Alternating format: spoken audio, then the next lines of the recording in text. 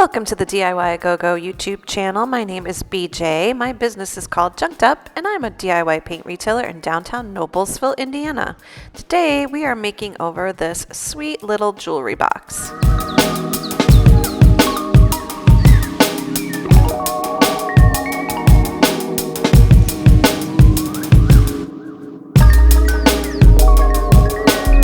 First thing I'm going to do is I'm actually going to dye the velvet lining using DIY Paint Monet's Garden. After cleaning the liner with an old sock and some Dawn dish soap and a little bit of water, the first thing I do is I want to wet my liner. It doesn't need to be soaking wet, just slightly damp, because that allows the paint to spread around and act more like a dye than it does a paint. Using a small artist brush, preferably one better than the one I use because mine left bristles all over.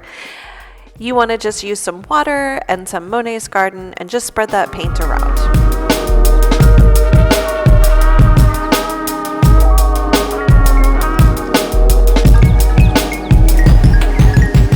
As soon as you're done with your first pass, you're going to think it looks great. And then after it dries, you're going to notice that a lot of the watered down paint was absorbed into your fabric.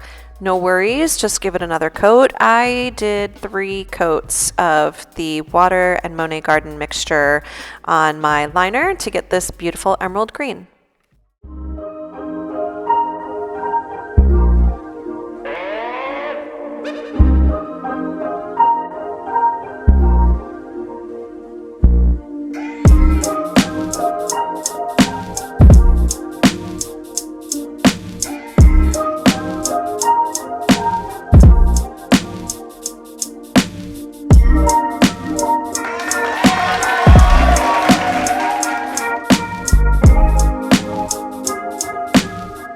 I decoupaged this beautiful cherry blossom napkin on the top of my jewelry box, as well as the 2 sides of the drawer and the back of the drawer.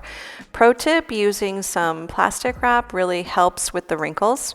If you really want wrinkle-free, there are other methods. I still end up with a few wrinkles in mine, but I'm okay and I embrace that it is perfectly imperfect.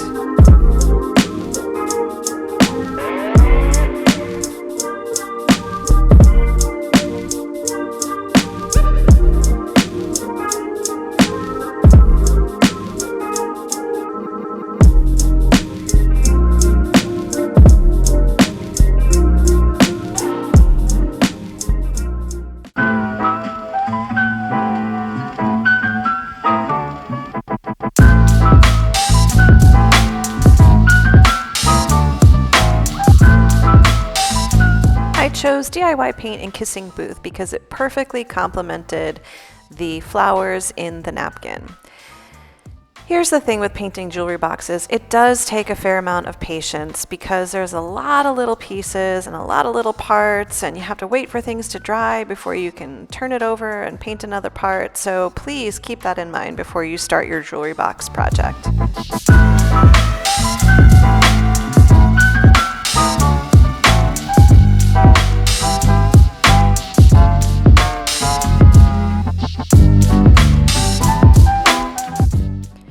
Like I said before, there's a lot of dry time involved here when painting a jewelry box, so I'm going to provide you with a gratuitous shot of the beautiful sky in Copenhagen, Denmark, and the shameless plug to please subscribe to my YouTube channel, Junked Up. The link will be in the description box below.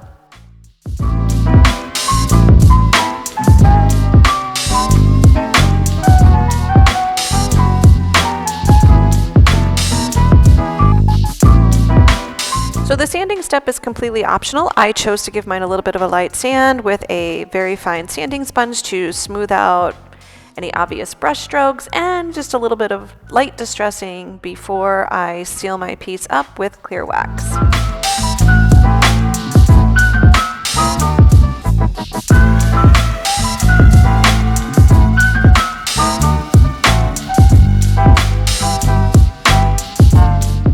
I chose clear wax because I just enjoy working with it and I love the look and feel of it, but you could certainly use DIY Big Top or liquid patina.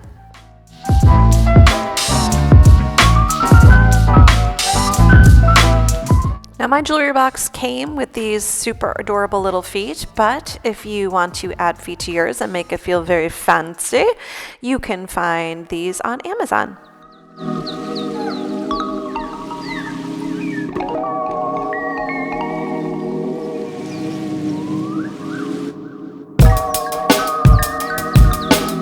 And now it's time to put everything back together, and I'm left with my finished project, which I think turned out really super cute. I love the colors, and it's actually useful, and I'm going to store some of my jewelry in it.